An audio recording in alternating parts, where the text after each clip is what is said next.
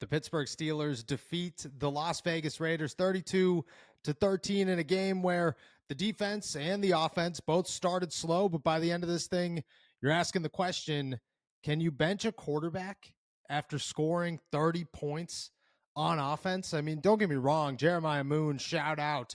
TJ Watt, 2 forced fumbles with absolutely beautiful punch outs. I mean, some of the best work I have ever seen. And Najee Harris, 14 rushing attempts, 107 yards. That, my friends, that is having a day. But Justin Fields comes through with 60 rushing yards, just over 115 passing yards. And you have to ask, is that it? Is that where we stand? Can the Pittsburgh Steelers win games and score 32 points, which is a great day in the NFL to score 32 points. It took Matt Canada his entire tenure. He never did it to score 30 points in a ball game. Arthur Smith, it took him 6 weeks to score his first 30-point game. And you look back, you look at Arthur Smith history and what he did in Tennessee before he exploded onto the scene and became this head coach candidate, and everybody wanted him, and he was an offensive genius and the next guy. He was the next guy. Well, he stunk. His offense wasn't good for weeks, and then it started putting up 30 points and 40 points and 40 points again. And you're wondering, is that where the Pittsburgh Steelers are? Are they starting to get the ball rolling? Because this was a sloppy game.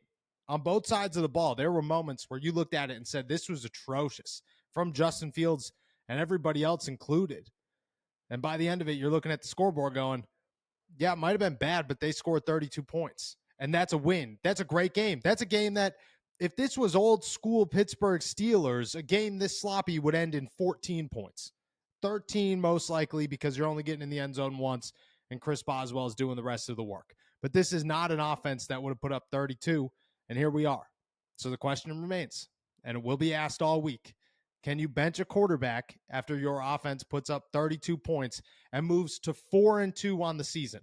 Now, granted, those 4 wins are not against the most impressive teams in the most impressive circumstances, but the Steelers are still 4-2, and even their losses are not teams that you look at and say, oh, they can't beat the good teams. No, they clearly just can't beat the bad teams either. They can beat the bad teams, and then they could lose to the bad teams. So you have no idea what they're going to do against these powerhouses and the Bills and the Eagles and the Ravens and the Patrick Mahomes and the Kansas City Chiefs. So we'll ask the question all week. But if I'm going to be honest, the Pittsburgh Steelers should sit here. They should say, this is our team until further notice. Everything looks fine. And there are things that need to be fixed, but we're luckily only heading into week 7. And this is a team that's ready to go and can win and is winning and remains at the top of the AFC North. And Justin Fields is doing enough to score us 32 points in a ball game and take us home to a victory. I'm just saying, don't fix something that isn't broken. Tweak it, adjust it, fill the cracks, make it better. But don't fix something that isn't broken. And right now, the Pittsburgh Steelers offense at times is broken, but it is not overall broke. And there is plenty to learn from and plenty of adjustments to be made. But if TJ Watt continues to play this good, if Dante Jackson continues to rack up interceptions and Patrick Queen continues to take steps forward, if the special teams plays this good, and if Najee Harris is this dominant, I mean, this offense wins. So you got to ask the question, can you bench a quarterback after scoring 32 points? We'll find out this week.